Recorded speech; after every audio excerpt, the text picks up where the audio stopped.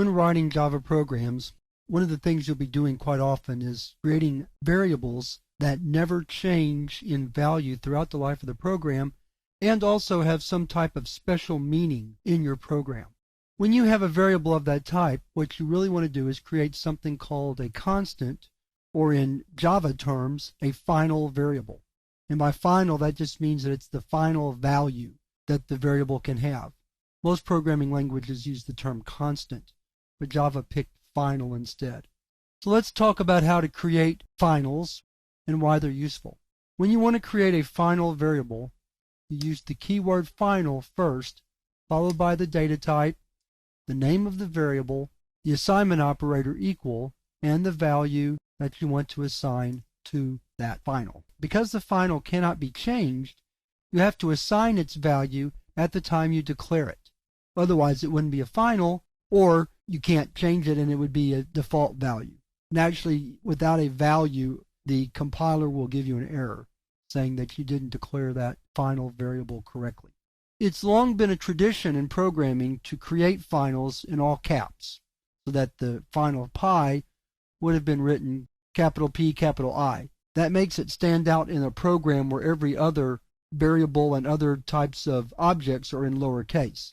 That's not so much a style anymore, and I don't follow it in this course, so we're going to create our finals in lowercase just like any other identifier or object type that we create, except of course for a class, which has to start with a capital letter. Once you've declared a final, then you can use it just like any other variable. So we can compute the area of a circle using pi like so.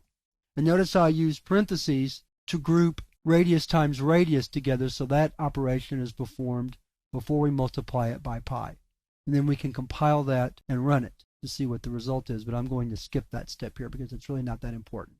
What I'm trying to show you is how to use finals, not so much what we get when we use them. We'll look at those kinds of things later. So once I've declared pi, I will show you this though.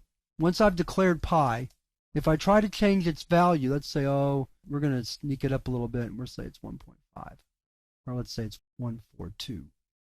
If I try to compile and run this program, watch what we're going to get. So I named it final, so we're going to say javac final.java. Cannot assign a value to final variable pi. So there's the protection you have from the compiler when you create a final variable. Its value cannot be changed. And that's why we create finals, is so that their values stay the same. Only use final when you have a special value. Some people call them magic values, but a special value that you don't want to change. For example, pi is always going to be 3.14159 or whatever value you want to use for pi. There's no reason any time in the program for it to change. So that's the perfect candidate to be declared as a final. Radius, on the other hand, might change if we look at a different circle or if the size of the circle gets larger. The radius doesn't make sense as a final, nor does area, but pi is perfect for that.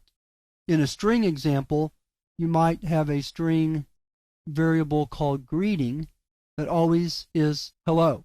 So that you might use it in concatenating a string with hello John or hello Mary or whoever you're going to send a greeting to.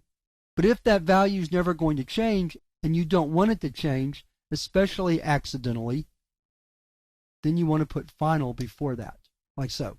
Now greeting will always be hello and it cannot be changed. So finals are not necessary components of a program, but they can help make your program easier to read and easier to maintain, because once you've set the value for a final, then you know that it can't ever change. And that's about all there is to say about finals. We'll use them occasionally in programs, but mostly I just wanted you to be aware that when you see finals in Java code that you read, what the code is doing with those identifiers. They're setting them up to be a value that can never change. In the next lesson, we're going to look at some uses of the Java math library. There's several functions that are not built into Java, like square root and absolute value, and you find those in the math library, and we're going to take a look at that in the next lesson.